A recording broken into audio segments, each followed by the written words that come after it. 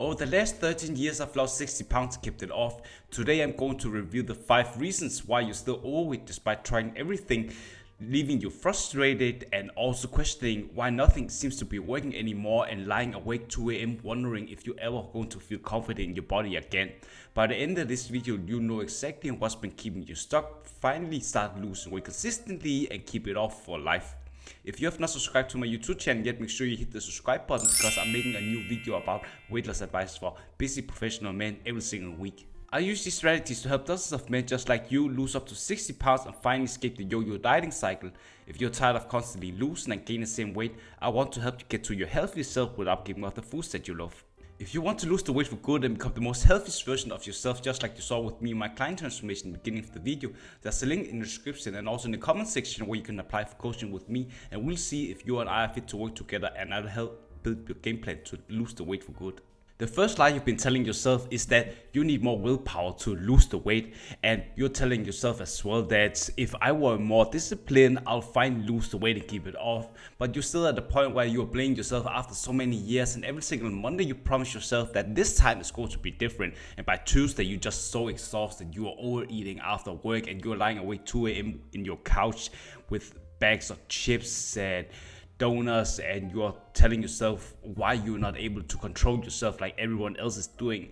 And I want to help you by telling yourself that you should build an environment that removes all the temptation. What that specifically means that if you are having a lot of snacks at home and also availability on apps with takeouts, remove that, and also all the shitty foods with the junk foods and, for example, the chips in your closet, also remove that, because if you don't have so much long to take a chips of bags, it's going to be very difficult for you to, for example, not give in to the temptations. I know that if you are a family and your kids have all these things, just let them be, because you don't want to be a father or a man who's just going to take snacks from your child. That's just insane. So I don't want to fuck with that. But instead, just make sure that if you want to indulge in something, you should make for example, a weight loss plan that is specific to what kind of foods that you really need, but also to maintain a proper calorie deficit of 300 or 500 calorie deficit that is helping you lose weight all around your body until you are losing like stubborn belly fat. And then you also want 45% of the daily calories coming from protein, because if you are hitting the protein targets, you are losing fat even faster, and you're also reducing the cravings, so you don't need to have to fight the temptation so much. And I want to give you the suggestions of, if you are creating meal plans, you get suggestions from your coach. For example, I would recommend that the MyFitnessPal subscription, you can make a library based on the calories that you need to lose weight and also the protein intake, and 40% coming from carbs. Then you can subtract the amount of meals that you really like, but the main reason that you should focusing on is 30 grams of protein every meal, 40 grams of carbs every single meal, and you should space it out like throughout the day, 3 to 4 meals a day. And sometimes it's better if you are just eating bigger meals or smaller meals, depending on who you are. I'm just someone who prefers larger meals because I'm stuffing myself with more delicious food that is higher in calories, because if you are having smaller meals, it's just difficult for you to get a lot of volume with tastier foods, because it's just smaller calorie meals, and then you're just sometimes could be bland. But if you're doing it this way, you are building an environment that helps you with losing weight, and you are not going to be tempted. And you are most likely after work, you've been thinking that you're so exhausted and you are just want to get the most easiest thing. But if you are meal prepping Sunday with the meals that is spreading out throughout the week, let's say you're prepping 2-3 meals ahead, or maybe if you are boiling like 2 days, 3 days worth of pasta, then you just come home and then put some lean chicken breast or lean ground beef with some bolognese on top. It takes like 5 minutes max, and then you are relying on a system and also not trying to be motivated to lose weight. And by doing this way, you are losing weight without always trying to rely on willpower, because that's going to fuck you up in the end. The next lie you've been telling yourself is that you have to be perfect when it comes to losing weight as a professional man over 30 years, and you're telling yourself that one bad meal is going to fuck everything over for you and you need to start over. I imagine that you are someone who's been eating one pizza, you're missing one meal, and then you convince yourself that you are such a big failure, and that one meal turns to an entire weekend of binging and another month of just trying to not see any changes. And I want you to have a more sustainable mindset, because if you have 90% of your daily calories coming from whole foods based off the foods that is hitting your macros and calorie deficit, then for example the last 10% is not going to make a big difference as long as you've been hitting the calories and also the macros. The most ideal situation is that you're just getting all the foods from your diet plan consisting of foods that you really enjoy. I can give you a specific example of my weight loss plan. For example, I'm working out fasted, and I'm also being someone who is working out cardio and taking steps on empty stomach as well. Like, I have 10,000 steps a day. I'm completing 6,000 steps before my first meal, and it could be a 12 p.m. That is the first time I'm breaking my fast, and I am just having 30 grams of protein and then 400 grams of skimmed milk, then have a protein bar, and that's like 30 grams of protein and 40 grams of carbs. Then I have a large sandwich with some chicken breast, some mayonnaise that's light, and some veggies in there. And that's just the first meal, because after your first meal you just want to have something that can replenish your energy levels, and that is done by having a lot of carbs. The biggest meal of the day is after working out, so you get a lot of energy levels to recover to start working on your job, for example. And then the next 2-3 hours I'm taking, for example, a protein cookie that's like 20 grams of protein, and then the third last meal of the day is just with my family. For example, I'm sitting there, I have a pasta bolognese or whatever I want, and I have 200 grams of lean ground beef, 200 grams of pasta bolognese, tomato sauce, and the last meal of the day is like some Greek yogurt with some berries or cereal topping. That could be chocolate, and that could be 200-300 grams of Greek yogurt. And just as how my meal is just spreading out, and after 2-3 days I'm getting sick of that, and I'm switching to another weight loss plan that I've prepared in advance, so I don't need to rely, and I'm not going to fuck up my diet. Because if you want to lose weight consistently, you have to address the amount of times when you need to increase your calories with 700 calories, because that's something that's called refeed, where you are increasing the amount of calories that you need to spark up your metabolism again. Because if you're in a calorie deficit, you are going to be tired, sluggish, your metabolism is going to decrease, and by triggering it by increasing the amount of calories you're getting from high quality carbs, you are going to lose weight even faster, and you are going to, for example, be more consistent instead of just being perfect.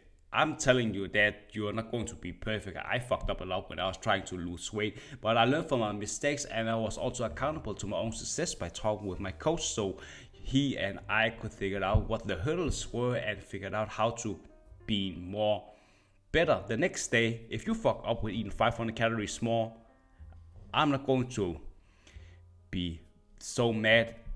I'm just trying to make sure to talk to you what made you do it, and also what can we do better the next day, because there's also accountability where you need to be, at the end of the day, being grateful for what you've been doing, because it's a long time to lose weight, but also praising yourself what you've been doing. Figure out 5 things you've been doing good, and also 5 things that you've been doing bad that you can, for example, take constructive feedback and getting better.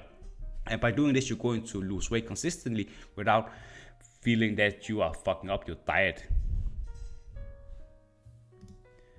Third, like you've been telling yourself that you need to start over every single Monday, and you're also feeling that you want to start out fresh, because it's just something that you've been trying to help you navigate, because you're most likely at the point where you just restarting your diet so many times that you've lost count, and every single Sunday night you are feeling hopeless, because every single Tuesday or Thursday it feels like you are a failure, because you're just at the point of you wondering does this make sense and who you are anymore? And I want you to be more careful, because if you are always trying to start fresh, you are just adding a lot of layers of regret in regards to how you are going to approach weight loss. And it's about making smaller adjustments and have a long-term plan. 12 weeks is something that I want you to set aside in the first run, because that is going to help you stay accountable, that you're not starting over the first week. You are just trying to following the nutrition plan that I've been telling you, and then you are also having the workout plan with 5 times working out in the gym, and also having 2 of these first workouts is dedicated to compound movements, and then you have isolations movements. There could be 3 isolation movements afterwards, because in the beginning of the week you have beginning of the workout session, you have a lot of energy and you want to utilize that for the most demanding exercises.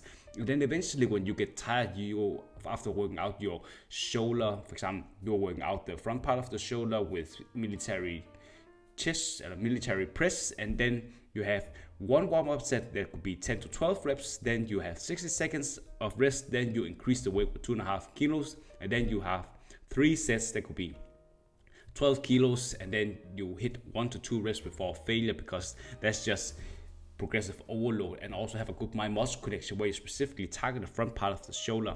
And eventually you're going to over to dumbbell shoulder press. That's the 2 compound movements done, and then you go to 2 isolation movement. That could be standing lateral raises, targeting the side delt, and also you are sitting down then and doing seated lateral raises, also targeting the side part of the shoulders. And the last isolation movement could, for example, be rear delt flies, where you're targeting the back of the shoulder. And you always want to increase as much as you can, and that's just the workout part. And then you also want to wait 2 weeks before you're doing any of the, for example, the cardio, because cardio is a supplementary tool if you're not losing 1 to 2 pounds a week, and also you're just putting it in afterwards. And 6,000 steps is something that you want to rely on the first 2 weeks as the main type of cardio. And when you're not losing 1 to 2 pounds a week anymore, then you start introducing the cardio of 3 cardio sessions on a stationary bike, 20 minutes after you've been working out with a heart rate on 120, or if you don't have a heart rate, you can see, just making sure that is 10 is the maximum of what you can push yourself, but it should be 6 or 7, so the intensity is highly good enough. And then you also, if you are still like week 3 or 4th, you're not seeing the results that you want with not losing 1 to 2 pounds a week, then you are trying to increase the steps with 2,000 steps more, and then instead of 3 cardio sessions, you do 4 cardio sessions. And these small adjustments can help you lose weight faster, because you also want to make sure that if you are having a busy week with having a lot of shit that you need to take care of at your work, you want to prepare as much as possible. And sometimes it's just easier to take smaller, for example, adjustment instead of rushing it too much. Some weeks are not perfect. I'm aware of that. If you fucked up the whole week, or you're not able to work out so much because you're having long trips with work, you're just taking a smaller adjustments. If you're not able to work out 4-5 times a week, maybe 3 times a week, but that is just putting you down a bit in regards to how much you can accomplish. So don't give up. It's just about taking smaller steps, better than nothing. And also by doing this, you are going to stop breaking the cycle of constantly restarting and finally build some momentum. The 4th lie you've been telling yourself is that you need another diet. And I imagine that you're someone who is just thinking, okay, the next diet plan is going to work. You've most likely been doing soup diet, keto diet, intermittent fasting, low carbs, meal prepping, detoxing, calorie counting, and every single of these methods have been working for a couple of weeks before you're getting back to where you started. And I already addressed the 4 lies in the beginning of the video, where you really need to be mindful about the fundamentals when it comes to weight training and also working out, cardio. And by doing these things, it's going to set you up for success. And Also, one of the most important thing is just eating foods that you really enjoy. If you are someone at the point where you try to eat a lot of healthy foods but you're still overweight and fat, I suggest that talking with your coach, for example me, who can give you some guidelines in regards to kind of foods that is going to help you. Because if you are someone who's always been eating, for example, foods that is not hitting your macros and your calorie deficit, it's difficult for you to figure out what kind of foods that's going to be enjoyable. Maybe if you are someone who really enjoys getting a plan, I can give you a plan, for example, with helping you create your meals with foods that can be enjoyable. And if you in my program, you are going to get access to something called MyFitnessPal, and based off your daily calories to be in a calorie deficit and the macros, there's a lot of, for example, meal plans that you can drag and drop into that meal plan app, and that's going to create suggestions of what kind of meal that can be satisfying your cravings. Maybe some foods that you've never been trying before that can be more satisfying for you. It's always about experimenting, and eventually if you are just feeling that, okay, these are the kind of meals that I really enjoy hitting my macros and my calorie deficit, I'm going to enjoy it even more. And after some while, you're just wanting to switch it up because it's just bland eating the same shit every single day. And also having some treats in. I know that I usually binge a lot when I was like younger and at my heaviest weight in the afternoon or at night, because I was just relaxing and I want some sweetness, but I try to incorporate that into my meal. I really enjoy that chocolate chip cookie, like a big large ass cookie that I can eat after I've been eating my dinner with my family, and that's going to satisfy my cravings. If I need some more sugar or something that's sweet, I'm just drinking 0-calorie drinks. That could be Coca-Cola Zero, and that's going to help me be more aware of sticking to this calorie deficit. Because if you want to lose weight all around your body, it's just take a long ass time, because if you need to lose weight from your stomach, that's most likely the last place you're going to lose weight, as you are losing weight all around your body. So you just need to be more, so for example, consistent. It's about following the small steps every single day, rather than just thinking it's like you need to rush to lose weight, because that's always going to end up with fucking you over, with you trying some dumb ass shit with soup diet or removing food groups, because food groups is just going to be some of the fat diets that's not going to help you. Because if you are someone who really wants to lose weight consistently, carbs is essential for you to recover after you've been working out, and also sustain your energy levels throughout the day. Protein is helping you reducing the cravings as well, but also building a lot of muscle mass so you can lose fat even faster and getting a lean, toned, muscular physique. And you're going to stop chasing these fat diets, creating a lifestyle you can actually maintain, and that's the most important thing. The fifth lie you've been telling yourself is that once you are losing weight, you will finally make it consistent, and that is not going to cut it, because you are most likely also in the headspace of thinking that once you lose weight, everything is falling into place. And I believe that you are very aware of that losing weight will help you build more confidence, and that's just not always the thing. Because if every single of your attempts with trying to lose weight is going to eat up your confidence, making another attempt is going to be very difficult. Let's imagine that it's 2 a.m. and you're thinking that you are just not worrying about your body anymore, but you also worry what kind of man that you will end up being, because you've been looking at yourself for so many years and just sick and tired of being this fatty old overweight tired dude who don't recognize yourself anymore. And I'm here to encourage you and help you, because if you are building an identity before you are getting results, that's just easier. Because if you have something that you can look forward to with some kind of habits this person has, the kind of person that you are right now has a lot of old habits that you want to get rid of. Because if you want to change, you need to be in a place where you just think, fuck it, I don't want to do this shit anymore, because eventually you are just going to be motivated by the desire of that new person. So I want to craft out that new person for you. For example, let's imagine that you're someone who really get inspired by another person. I always have some idol in my head who, for example, could be Leonardo DiCaprio, handsome, tall looking dude who is very well dressed, very competent in his job, and I was studying the shit out of what he's been doing. For example, he wanted to lose a lot of weight for example, be handsome in The Great Gatsby, and that is him by getting a nutrition coach and also figuring out how to dial in, how to get more lean and toned, and also just make sure that he was getting a lot of help with trying to navigate the kind of behaviors someone like The Great Gatsby has, someone who's confident, talking smoothly, very aware. And